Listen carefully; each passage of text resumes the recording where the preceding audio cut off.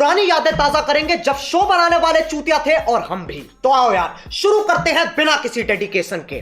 Namaskar. Welcome to SoumenMalla Editing.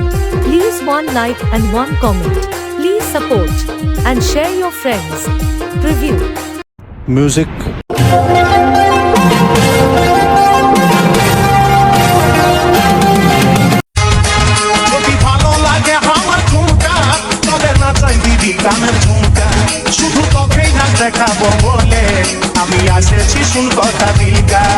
और अभी तो रुको, क्लाइमैक्स अभी बाकी है।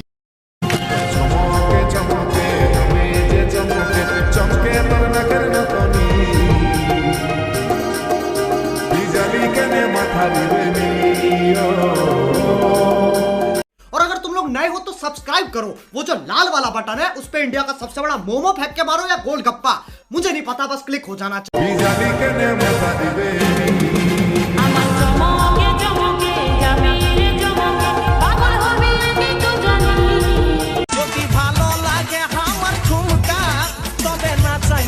কানের ঝুমকা শুধু তোকেই না দেখাবো বলে আমি আসেছি শুন কথা